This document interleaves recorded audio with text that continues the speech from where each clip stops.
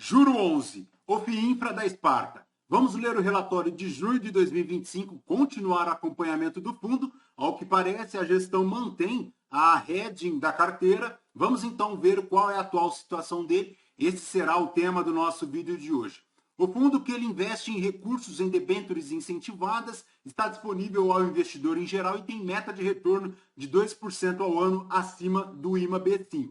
Ele tem a cota patrimonial a R$ 101,56, a mercado na casa de R$ 97,00, veremos adiante, um patrimônio líquido total na casa de 2 bilhões e 100 milhões, uma duration média da carteira de 3 anos, uma duration do spread de crédito de 4,9 anos, dando um spread de crédito de 1,1% ao ano, 89 mil cotistas, dando um carrego de carteira de IPCA mais 9,4% ao ano. Na data que eu gravo aqui com vocês, o juro 11 cota na B3 a R$ 97,79, dando um P sobre VP de 0,96, uma variação positiva nos últimos 12 meses de 1,45%.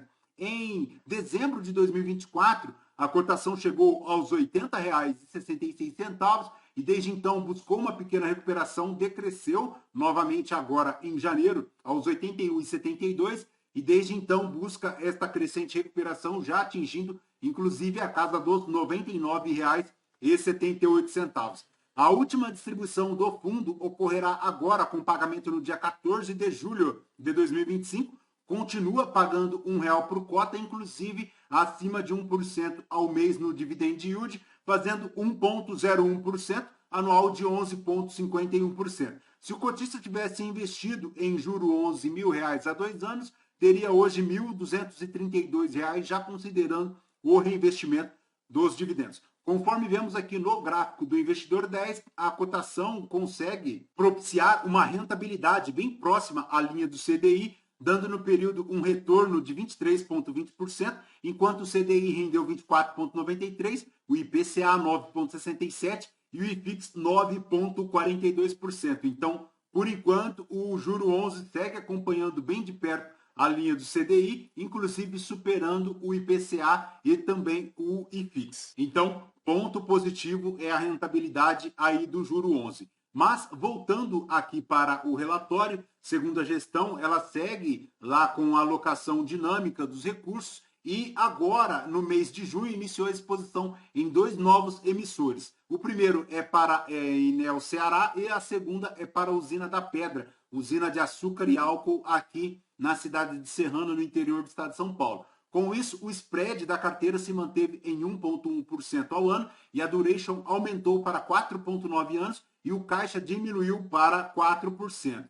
Em relação à redução temporária do hedge da carteira, a gestão comenta que segue lá com a estratégia por meio do aumento da duration de risco de mercado de 2 para 3 anos. Até o mês de junho, essa estratégia de redução temporária do hedge gerou um impacto positivo acumulado de 0,5%, impulsionado pela queda da taxa de juros longas ao longo do ano. A gestão ressalta aqui também que esta posição é temporária, com a intenção de ser revertida quando as taxas de juros reais dos títulos públicos apresentarem uma normalização.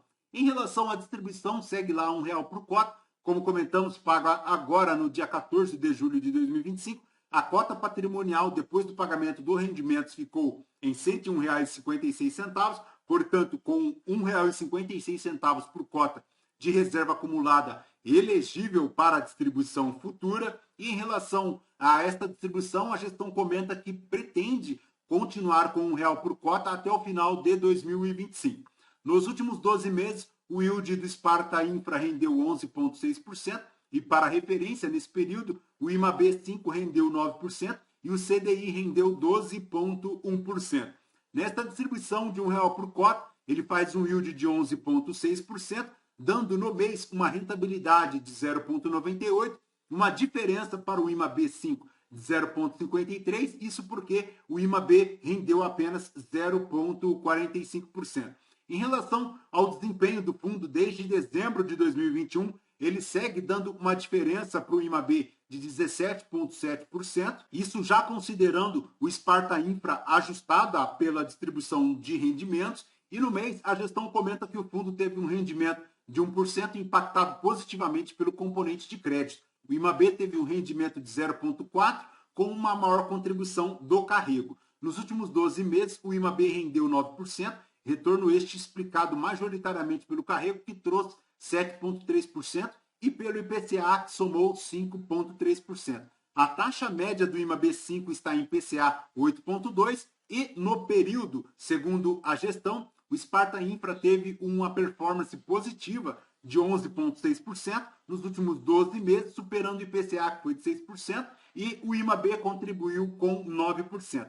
A segunda maior contribuição veio da variação marcação de crédito, positiva em 1,8%, e o carrego crédito teve impacto positivo de 1,1%, em linha com o spread de crédito médio no período. A alocação dinâmica, que representa o resultado decorrente do descasamento entre a exposição líquida do risco de mercado da carteira e o IMAB, teve um impacto de 0,5%. Conforme vemos aqui na decomposição do componente de crédito do fundo, o IMAB rendeu 0,4%, o crédito 0,6%, subtraídas das taxas de administração, chegando a um resultado total de rentabilidade de 1%. No desempenho do Sparta Infra em 12 meses, o IMAB contribuiu 9%, o carrego de crédito 1,1%, a marcação 1,8%, a alocação dinâmica 0,5%, a taxa de administração negativa de 1%, chegando a uma rentabilidade total de 11,6%.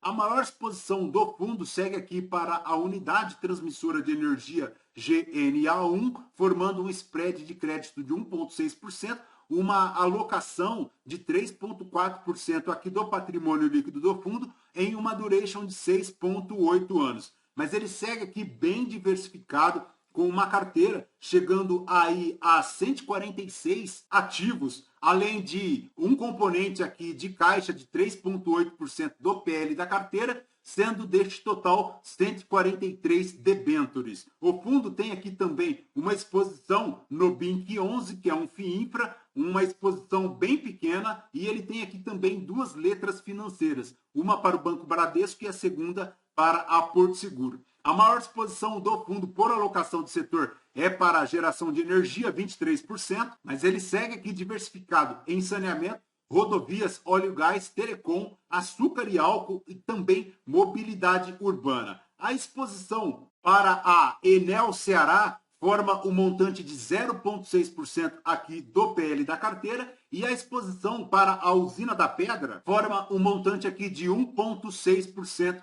do PL da carteira. Em relação à alocação por tipo, como comentamos, ele segue bem exposto aí as debêntures, chegando a 95% de todo o patrimônio líquido do fundo, 4% em caixa e também 1% aqui em letras financeiras. Em relação à alocação por rating, quase que 35% de todo o crédito aqui do fundo é classificado como AAA. E, por fim, lembrar que o fundo iniciou as atividades em 2021, tem uma taxa de administração de 1% ao ano e não a taxa de performance. Mais uma vez, destaco aqui a menção do Demetrius FIIs no relatório gerencial aqui do Juro 11. Então, fica aqui o nosso muito obrigado à Sparta Gestora e também muito obrigado a você que continua inscrito no nosso canal, acompanhando o nosso conteúdo.